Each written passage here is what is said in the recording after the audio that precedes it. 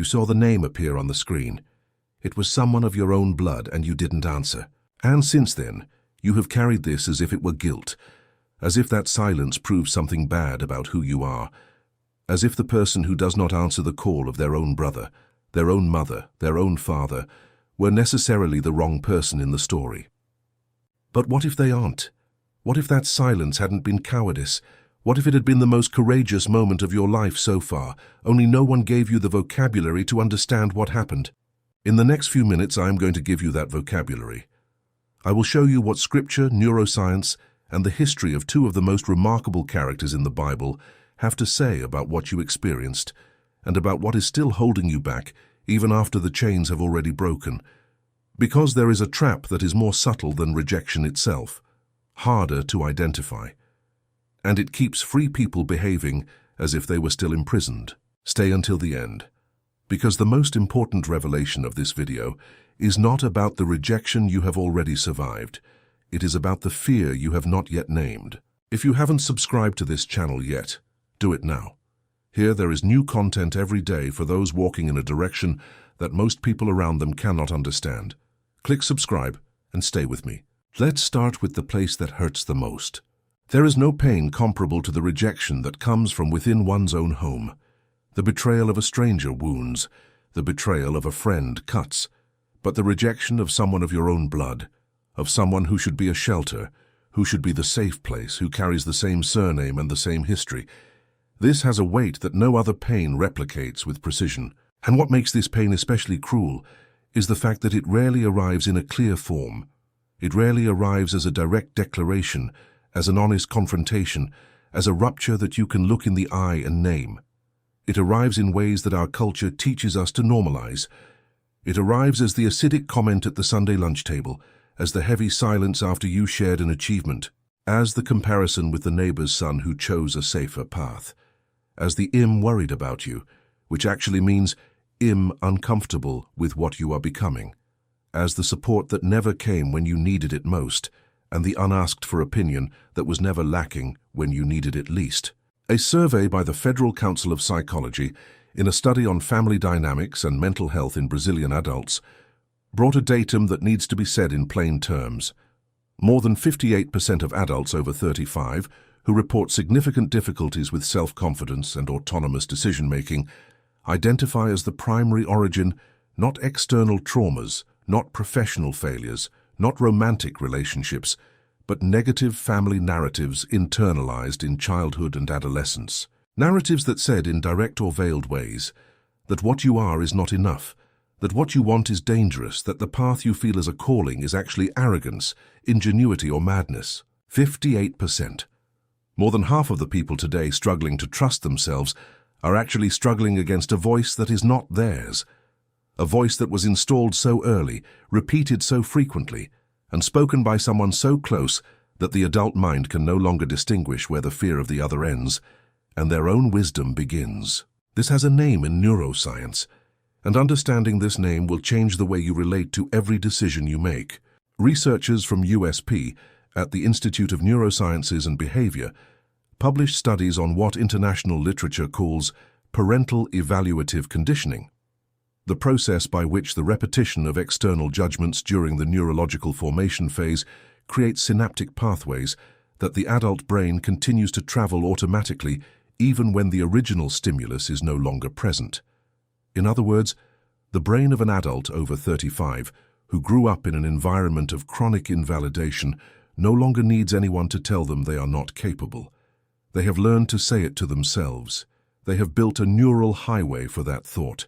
And every time a new important decision appears, the traffic automatically goes to that highway. Not because it is true, but because it is familiar. The voice you mistake for prudence may be their fear that has learned to speak with your voice. But before I show you how to get off that highway, I need to introduce you to a Hebrew word that will completely change the narrative you have about what happened in your family. Because the language you use to describe an experience determines the power that experience has over you. And Hebrew has a word for what you experienced that is radically different from the word that pain installed.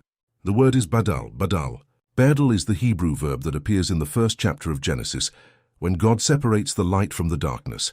It appears when God separates the waters above from the waters below. It appears when God instructs the people to separate what is holy from what is common. It appears when he separates the tribe of Levi from the rest of the 12 tribes for a specific function that no other family could fulfill. Badal is not rejection. Badal is not abandonment. Badal is the divine act of distinguishing, of recognizing that two realities do not belong to the same space because they have fundamentally different natures and destinies. When God separates the light from the darkness in Genesis, he is not punishing the darkness. He is ordering creation. He is putting each thing in the place where it can be completely what it is. What happened to you was not rejection. It was Badal. It was the divine ordering of a reality that was creating confusion, placing at a necessary distance what did not belong to the same space you now occupy. And the pain you felt was not evidence that you lost something essential. It was evidence that the process of separation was real, and everything that truly separates truly hurts. But I need to go deeper. Because Badal explains what happened, there is a second word that explains what is being formed while it happens. Go to the comments now and write, separated. Just that word, separated. It is your declaration that you understand that what seemed like abandonment was actually divine positioning, that you were not discarded. You were Badal. Separated for a function that the previous environment did not have the space to contain. The second word is Kodesh, Kodesh. Kodesh is generally translated as holiness or sacred, but in the Semitic root, this translation captures only a fraction of what the concept carries. Kodesh fundamentally describes the state of something that has been separated from common use for a specific and superior function. A Kodesh vessel was not necessarily more beautiful than other vessels. It was not made of a more noble material. What made it Kodesh was the separation, the sovereign decision that this vessel would not serve ordinary purposes, but sacred ones. And here is the point that will make you reread your entire history. The process of becoming Kodesh always involves Badal. It always involves separation from the common environment. It always involves a period of distance from what was familiar, from what was comfortable, from what was the standard definition of belonging. The Levite could not continue living exactly like the other Israelites, and at the same time fulfill the function for which he had been separated. The separation was not the Levite's punishment. It was the operational condition of his calling. Who was taken from the environment they knew, placed in a situation that seemed like punishment, and emerged as an instrument of salvation for an entire nation. There is a name, and that story was written with a precision that is no accident. The name is Joseph, and you need to know the story of Joseph from an angle that is rarely taught. Not the angle of the glorious end in Egypt, not the angle of the emotional reconciliation, the angle of the pit. Joseph was 17 years old when his brothers, the men who shared the same father, the same history, the same blood, threw him into a dry pit and sat down to eat. The sacred text records this detail with a disconcerting coldness. They threw him into the pit and sat down to eat. Their indifference is part of the narrative. It is not just what they did. It is what they did while they were doing it. But there is something that happens before the pit that most readings pass over very quickly. Before any betrayal, before any conspiracy, the text records that the brothers could not speak peaceably to him. Joseph's presence created a disturbance in the systems around him. Not because Joseph was perfect, not because Joseph was exempt from any youthful excess of enthusiasm, he clearly had his own edges, but because what he carried was incompatible with an environment that preferred the darkness of mediocrity to the light of purpose. UNIFSP, in research on group dynamics and social rejection in family contexts, documented a phenomenon that researchers call growth dissonance, the tension that sets in within a family group when one of its members begins to move in a direction of growth that the others are not ready or willing to follow. And the data shows that the most common response of the group is not celebration, but active resistance, which can manifest as criticism, as subtle sabotage, as the withdrawal of emotional support, or as an attempt to reposition the growing member back into the established family role. In other words, his brothers did not throw Joseph into the pit because they were heartless monsters. They threw him in because his growth was a mirror they did not want to face. His brilliance exposed the darkness they had accepted as normal. and it is easier to put out the light than to admit that you have grown accustomed to the dark. This has happened to you, hasn't it? You grew in some area, spiritually, professionally, emotionally, and instead of celebration you received comments that seemed like questions but were disguised judgments. Are you sure you're doing the right thing? Isn't that arrogant? You used to be different. Before you were smaller, and smaller was more comfortable for those who didn't grow with you. Joseph's pit was the lowest point, and at the same time the portal. Potiphar would not have found Joseph if the brothers had not sold him. Potiphar's house would not have revealed the extraordinary administrator that was in Joseph if the pit had not happened. The prison would not have placed Joseph before Pharaoh's cupbearer if Potiphar's frame-up had not happened. And Pharaoh would never have sent for Joseph if the cupbearer had not remembered. Each betrayal was a step.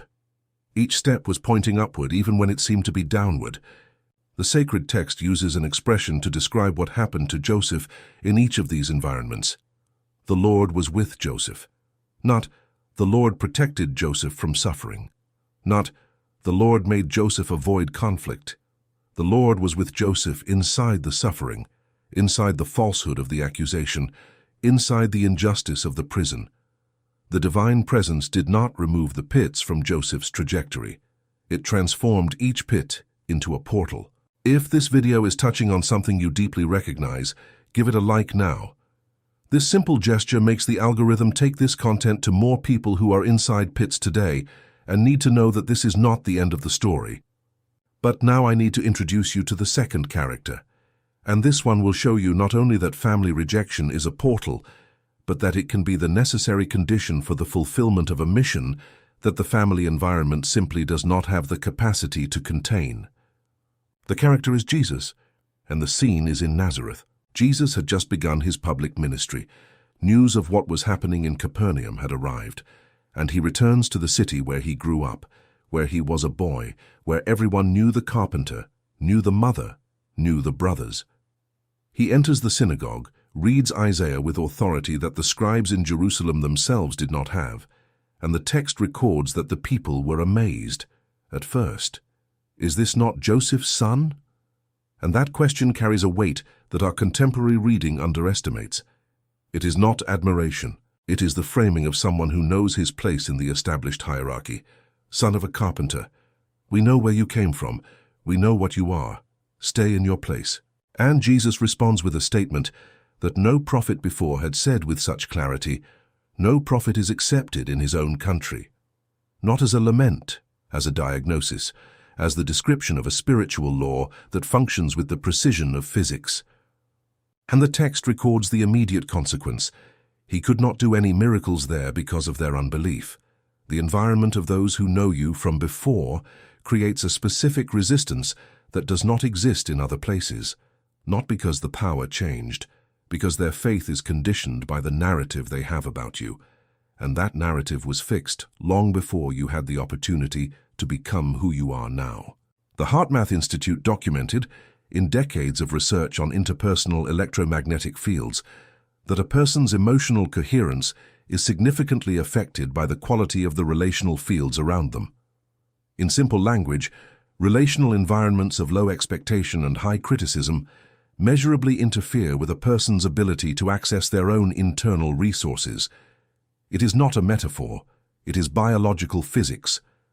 The emotional field of a family environment that froze you in an old role does not just bother you emotionally, it literally interferes with the frequency from which you operate. Nazareth was not just geographically limiting for Jesus, it was vibrationally limiting, and the way out was not trying to convince Nazareth, it was recognizing the law of the place and moving to where the field was receptive.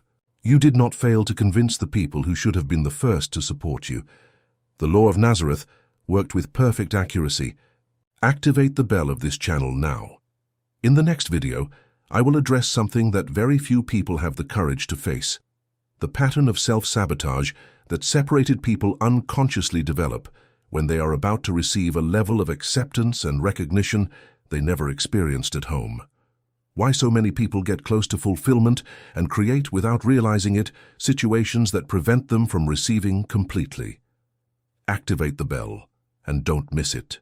And now we come to the deepest point of this entire video. The point I promised at the beginning. The trap that is more subtle than rejection itself. You have already survived their rejection. That is a fact of your trajectory.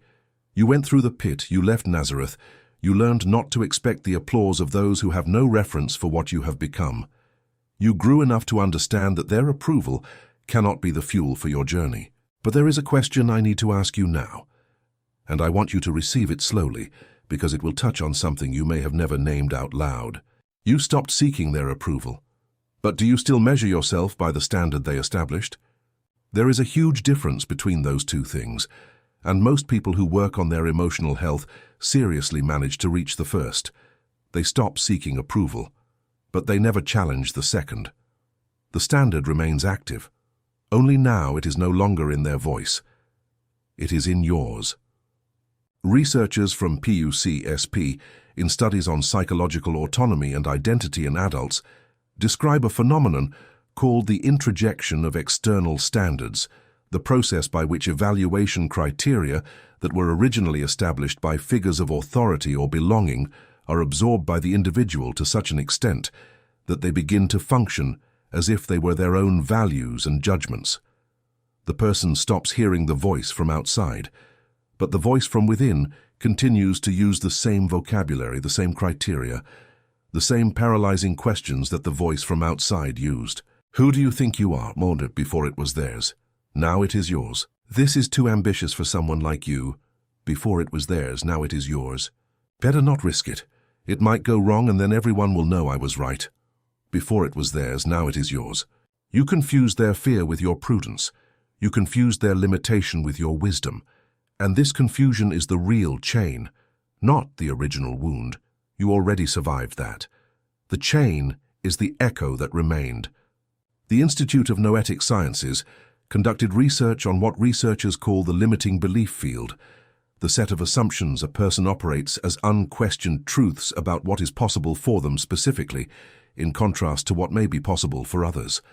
And the data shows that the vast majority of people do not question these assumptions, not because they examined them and confirmed them as true, but because they are operating at a level of automatism that is below the radar of reflective consciousness.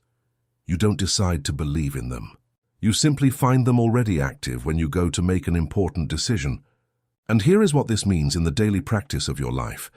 When you are about to take a step that represents a level above what you have already achieved, an opportunity that goes beyond what was expected of you, a relationship that offers a level of acceptance and care that you never received at home, an achievement that finally reflects what you always knew you carried, the echo wakes up. And the echo doesn't say, "Don't do this." The echo is more sophisticated. It asks, "Are you sure you deserve this? Are you sure you'll be able to sustain it? What if it goes wrong this time? What if they find out you tried and failed?" And here is the point that will cost you something to accept. What scares you most deep down is not being rejected again. You already survived that.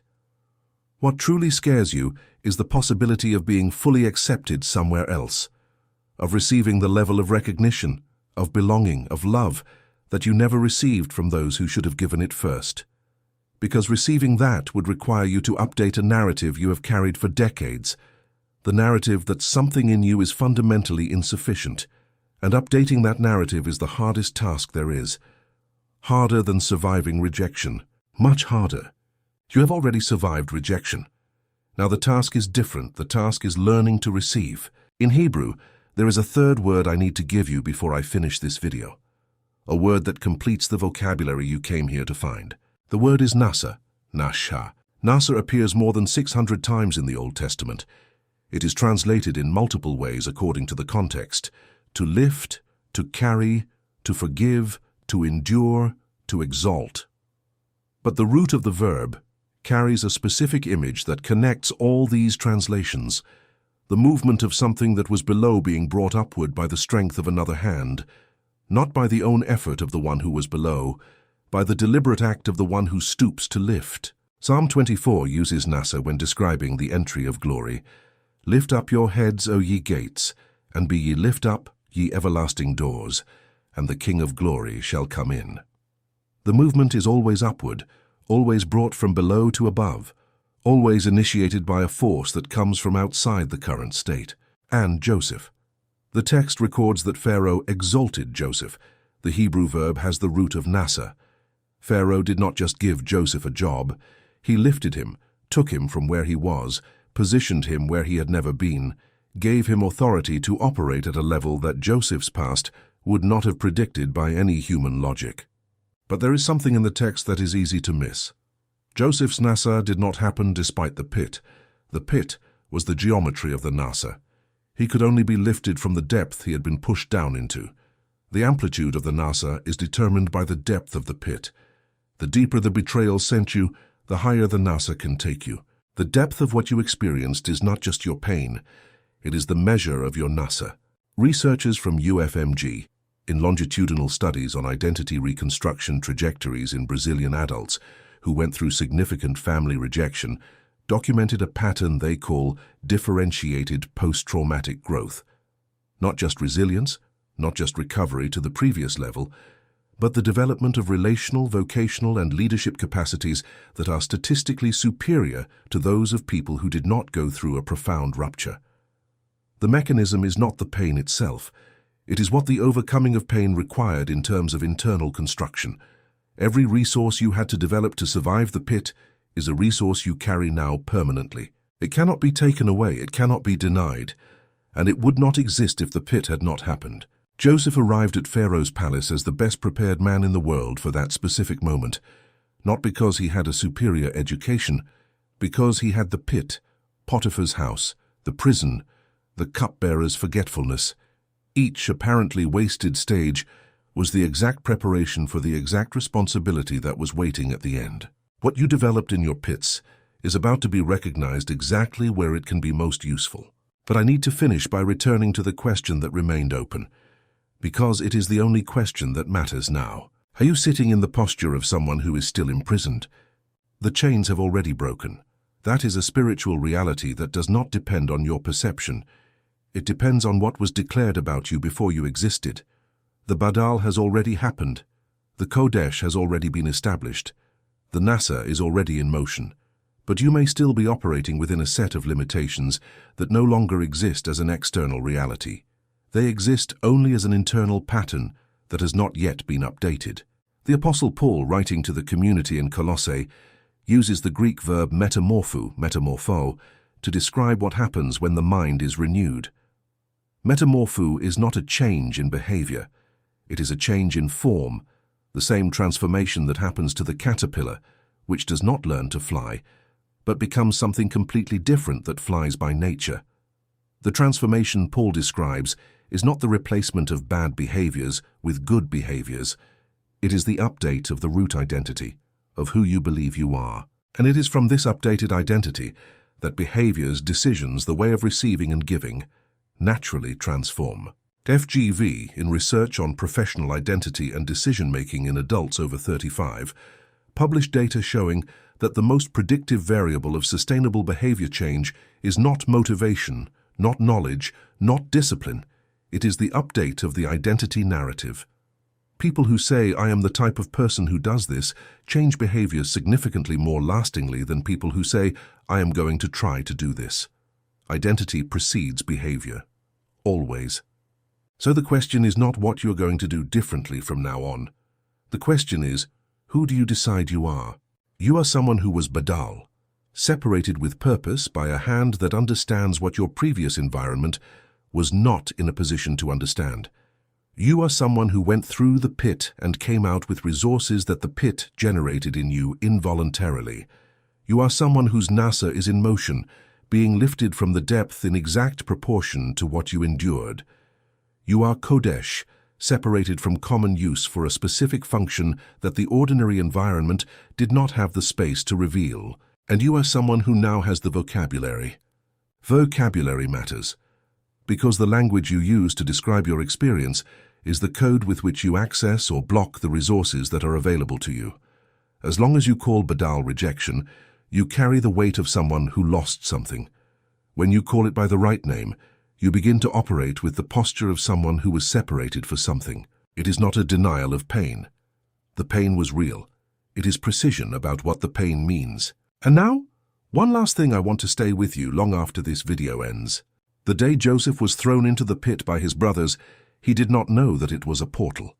He felt the pit as a pit, dry, dark, with no way out, with the sound of their voices coming from above while they ate. He did not have access at that moment to the narrative that you and I have now. He did not read the end of Genesis before entering the pit. But the Lord was with him, even without him understanding, even with the real terror, even with the betrayal being exactly as painful as it seemed to be. And when Joseph finally stood face to face with his brothers, with the power to do whatever he wanted with them, what he said was not, "I knew this was going to work out."